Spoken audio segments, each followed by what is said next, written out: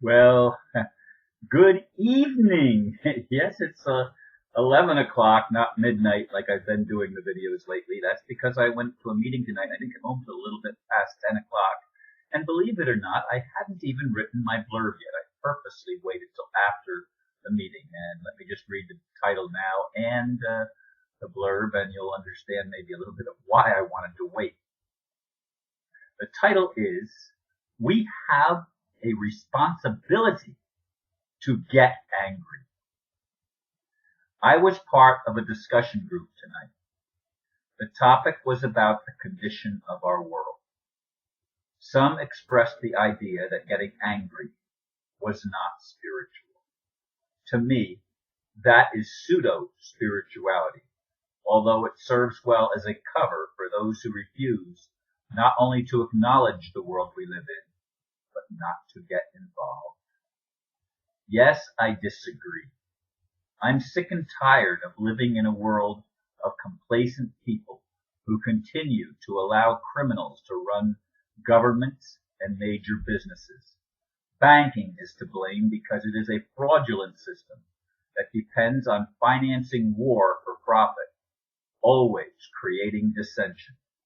Even Eisenhower, when leaving office, warned us about the military-industrial complex that runs the world. Here's a speech from the film Network. I'm mad as hell, and I'm not going to take this anymore. Can't I provide that link to that video? And here's a biblical quotation from Ephesians 4:26, King James Version. Be ye angry and sin not. Let not the sun go down upon your wrath. I'm going to start with that biblical verse. Being angry, to me, is not only not a sin, it's absolutely a crime not to get angry when we see injustice, when we see somebody being hurt, and we have an opportunity to do something about it. And in the case of our government, lots of people are being hurt. I was hurt, but I'm only just one person. Multiply that times hundreds and thousands of people who are having their homes taken by banks. And some of them, like me, didn't even have a mortgage. And other homes, I've seen videos of others that actually went in and got money from Bank of America, for example. Somebody sent me a video recently, that I had back, I think it was, where they sued Bank of America, and the bank drew a check. They actually had sheriffs there serving foreclosure notices on the local bank, of Bank of America. Folks, you need to understand that if you're not angry, you're not paying attention. You're not paying attention to the world. You're buying in to the propaganda put out by the mainstream media, and it's not telling you the truth. That's because if they told you the truth, maybe you would get a little upset. Maybe when it happens to you or somebody that you know personally, you're going to get upset. But as long as it doesn't happen, nothing bad is happening to you, you're going to just let it ride. Well, it doesn't hurt me. I'm not involved. This is a sinful attitude from my perspective. It's an attitude of laziness. It's an attitude of irresponsibility. It's an attitude of crime against truth and justice and fairness and everything that's decent that could possibly happen in our world. When you're silent and you do not take a stand and raise your voice, you are being part of the problem. You are not contributing to any solutions. And again, it's pseudo-spirituality to believe that we can be silent in the face of all of this crime that's being committed against humanity, and somehow that's a spiritual thing. It is non-spirituality. It is fraud by you that are doing it. It is fraud against humanity. It is fraud against God. And God, allowing free will, allows us to get rid to do it. Now, somebody just sent me a thing and explained something to me, which I'm glad that I read it just before I started doing the recording here. I read this article, and it's closed now, so I can't refer to it exactly. But it told how there was an announcement that there was going to be a global reset of the economy on the 12th of September, 2001. And it was publicly announced. Guess what happened on September 11th, 2001? Yes. They brought down the Twin Towers. This was something that was planned in advance.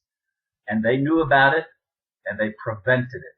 They being the government, the criminals that run the system, prevented it by creating 9/11.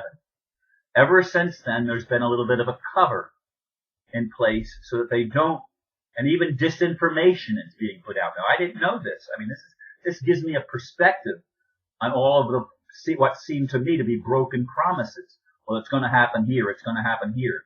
They're purposely laying traps for the cabal, for these criminals that want to run the system, from Wall Street and from the British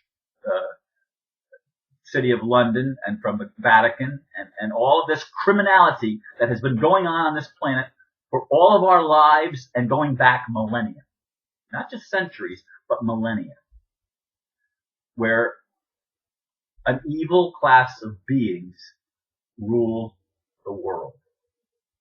And that's what's going to have to change. And we, the people, if we are silent, that means we're accepting it, that it's okay. It's not okay. And we have a responsibility to get angry.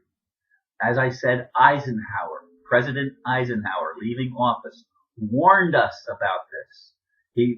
Beware of the military-industrial complex. He saw the handwriting on the wall, and then John Kennedy was elected president. And I think he probably wasn't aware of some things, but became aware of them and started printing currency that was not backed by the part of the Federal Reserve System. And so they killed him. And they killed his brother. And they've been trying to eradicate anybody that has a voice. That's why they took my home. My home didn't have a mortgage on it. They had no right to take my home. That was fraud all the way through. There was never even a trial. There was never even a legitimate hearing, let alone a trial. It was all just slammed in by fraud. There were decisions being made and hearings that I wasn't even part of, and it was about me. I mean, folks, I'm not the only one.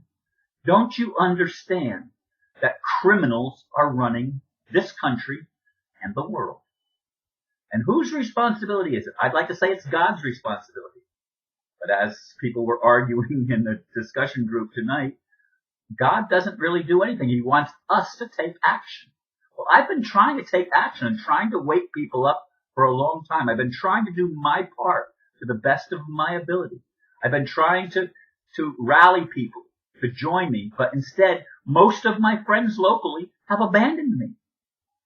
They talk bad about me. They think that I've gone somehow, I'm not spiritual anymore because they've bought into the hook, line, and sinker of the false spirituality of science of mind and of unity, which I believe many of the principles of those things, as I said in the previous video. But to be complacent when there's so much evil, so prevalent, and now it's not that it's hidden anymore. Anybody that wants to pay half a bit of attention can see what's going on. Anyway, I hope that you take time to look at the video, I'm mad as hell. I hope you look at that Bible verse and consider that it's not a sin to get angry. It's a sin not to get angry when anger is called for. But don't live constantly in anger. We can't do that because that'll defeat us from the inside. Anyway, thank you for listening, and namaste.